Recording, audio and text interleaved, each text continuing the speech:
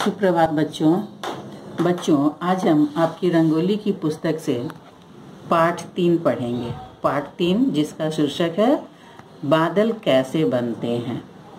आपके मन में भी यह प्रश्न उठता होगा। अभी बरसात का मौसम है, आकाश में काले काले बादल उमड़ते घुमड़ते हुए आपने देखा होगा और आपके मन में भी ये प्रश्न उठता होगा कि बादल कैसे बनते हैं आखिर। तो यहाँ देखिए, वर्षा ऋतु में आकाश में बादलों के झुंड नई नई क्रीड़ाएं करते हुए अनेक रूप धारण करते हैं। आपने भी देखा होगा, लगता होगा कभी हाथी बन गया, कभी घोड़ा बन गया। बादल अनेक रूप धारण करते हैं। बादलों में बिजली की चमक आकाश की सुंदरता को और बढ़ा देती है। तो इन सारी चीजों को देखकर आपके मन में भी प्रश्न होता होगा कि बादल आखिर कैसे बनते हैं। तो इस पाठ में हम इसी चीज के बारे में जानेंगे। एक बार एक कक्षा में सभी बच्चे गर्मी से बहुत परेशान थे। कोई पसीना पोंछ रहा था तो कोई किताब या कॉपी से हवा कर रहा था। अचानक यह क्या हुआ? मौसम एकदम बदल गया और बहुत ही सुहावना हो गया। अभी आप ये सारी चीजों को अभी महसूस कर रहे होंगे। आपने देखा होगा किसी दिन बहुत गर्मी होती है, अचानक मौसम बदलता है, सुहावना होता है और बरसात शुरू होती है। काले काले बादल आकाश में मंडराने लगे। मोर भी पंख फैलाकर नाचने की तैयारी करने लगे, जैसे वे मौसम का स्वागत कर रहे हों। बदलते मौसम के कारण कक्षा में शोर होने लगा। सभी बच्चे अध्यापिका का इंतजार कर रहे थे।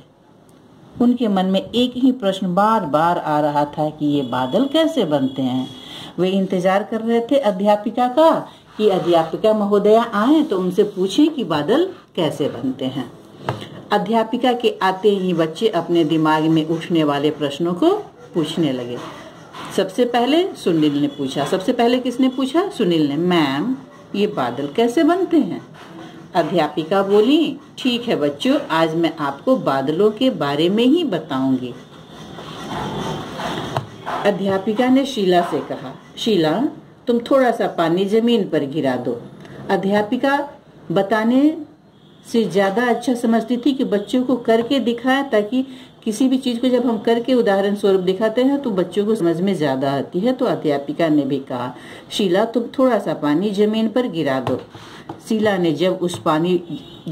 ने जब जमीन पर पानी गिराया तो सबने देखा कि कुछ ही क्षणों में पंखे की हवा से पानी सूख गया था।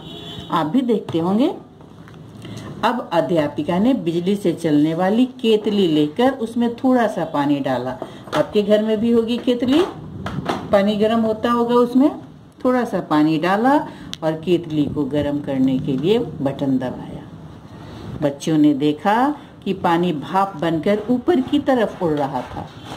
केतली के अतिरिक्त आपने घर में अपनी माँ को देखा होगा कि माँ जब गैस चूल्हे पर पानी रखती होंगी उबलने के लिए तो उसमें भाप निकलता होगा, आपने देखा होगा। अब बच्चों को समझ में आ गया था कि बादल कैसे बनते हैं। वही भाप जब ऊपर आकाश में जाता है ना, तो बादल का रूप धारण करता है। सुनील ने कहा, मैम अब मैं बादलों के बारे में बता सकता हूँ। काफी होशियार बच्चे थे कक्षा के, तुरंत समझ गए थे। अध्यापिका के कहने पर सुनील ने सबको बताया कि कैसे सूरज की गर्मी से नदी, तालाब, समुद्र या झील से पानी भाप बनकर ऊपर आसमान में उड़ जाता है। सारे जलाशयों का पानी गर्मी के दिनों में धूप से क्या होता है, गर्म होकर भाप बनकर ऊपर आकाश में जाता है। वहाँ भाप बूंदे बनकर आपस में जुड़ जाती हैं और बड़े बड़े काले काले बादल बनाती हैं। यहाँ तक कि कपड़े गीले हम फैलाते हैं तो उनका पानी भी सूखता है तो कहाँ जाता है? आकाश में।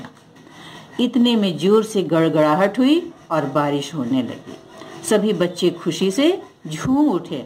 वे कागज की नाव बनाने में लग गए। आपने भी बनाया होगा, और नहीं बनाया होगा तो अभी तो बरसात हो रही है, प्रतिदिन बरसात हो रही है, तो आप भी कागज की नाव बना ही डालिए, है ना। आधी छुट्टी में बच्चों ने बारिश से जमा हुए पानी में कागज की नाव चलाई। आप तो घर में हैं, आप कागज की नाव बनाकर आप भी इसका मजा ले ही लीजिए बच्चों। बहुत ही सुहावना मौसम है अभी। तो बच्चों, पाठ तो इस तरह से पूरा हुआ। आपका गृह कार्य है, मुझे उम्मीद है कि आप भी समझ गए होंगे कि बादल कैसे बनते हैं। तो आपका गृह कार्य है कि आप शब्दार्थ याद करेंगे, ठीक है। शेष हम लोग अगली कक्षा में लेंगे। तब तक के लिए धन्यवाद।